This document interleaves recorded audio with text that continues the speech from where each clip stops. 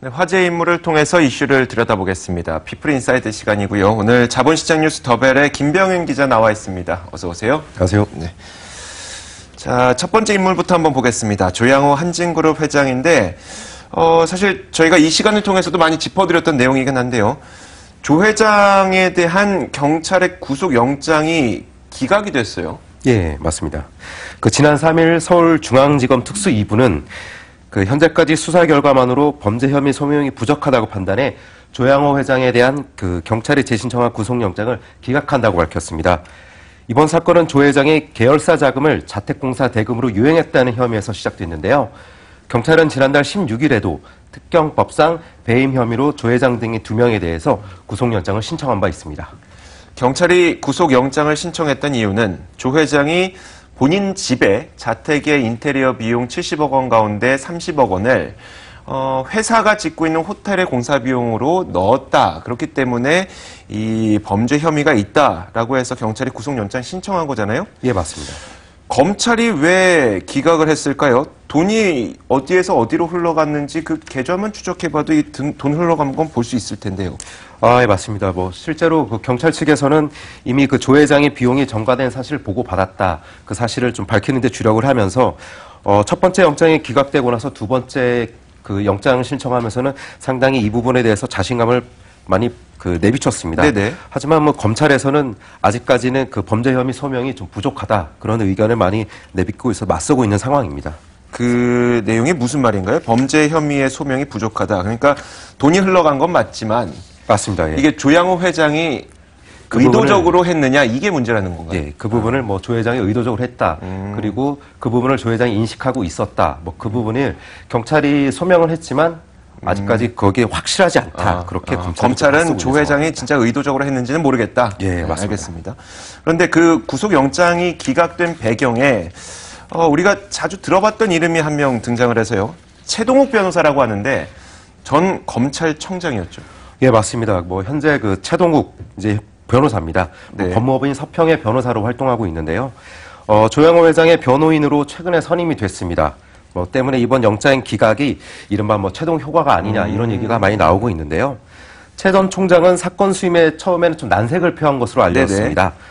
하지만 부장검사 출신인 박은재 변호사가 요청함에 따라 조 회장의 변호인단에 합류한 것으로 그렇게 전해지고 있습니다. 네, 조 회장의 변호인단에 지금 나오고 있는 박은재 변호사와 최동욱 변호사.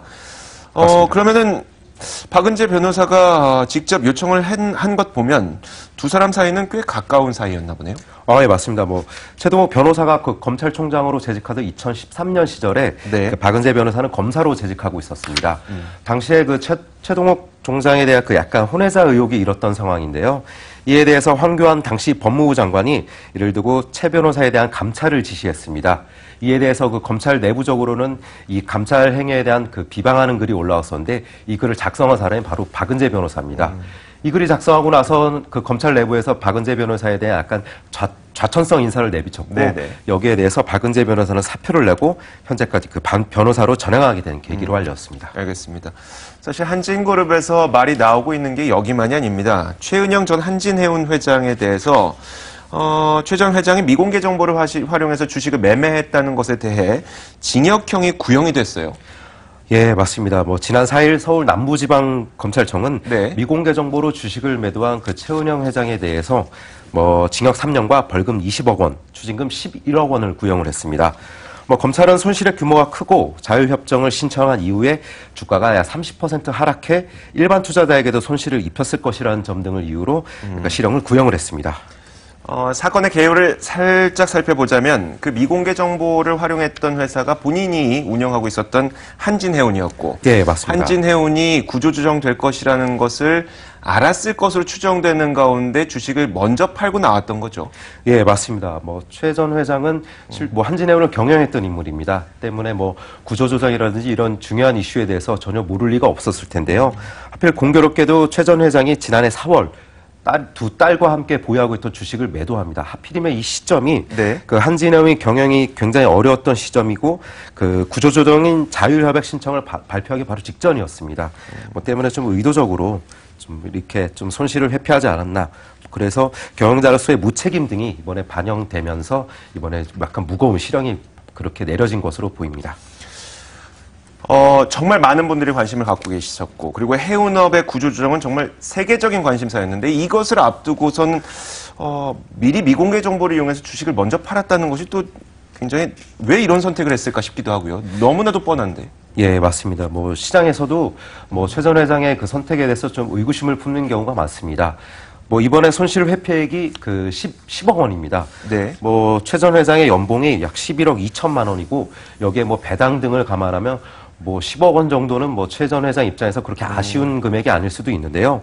여기에 대해서는 업계에서는 최 전 회장 주변에 이런 직원을 해줄 인물이 없는 것 아니냐, 그런 안타까운 목소리를 많이 내놓고는 있습니다. 네. 이제 한 1분 정도 남았는데요. 롯데에 대해서 우리 10년형 구형된 것 한번 이야기 들어볼 텐데, 사실 신격호 롯데 총괄 회장과 신동빈 롯데그룹 회장이 둘 다 10년형 구형됐죠. 근데 중요한 거는, 듣고 싶은 거는, 그러면 이제 실제 구속으로 연결될 수 있을 것인가, 이 부분이거든요. 예, 상당히 좀 이번에 10년 내려진 거에 대해서는 좀 롯데그룹 측에서도 좀 굉장히 당혹하는 기색이 역력하고요. 보통은 재계에서는 징역 3년, 집행유예 5년 정도를 예상하고 있는데, 네.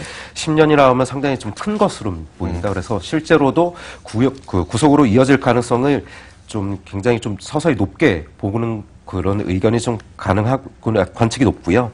하지만 신격호 회장 같은 경우에는 나이가 이제 95세입니다. 네네. 그리고 알츠하이머 증세까지 겪고 있기 때문에 구속이 되더라도 실제 수감은 피할 수 있지 않을까, 그런 얘기가 많이 나오고 있습니다. 네, 알겠습니다. 자, 오늘 여기까지만 듣도록 하겠습니다.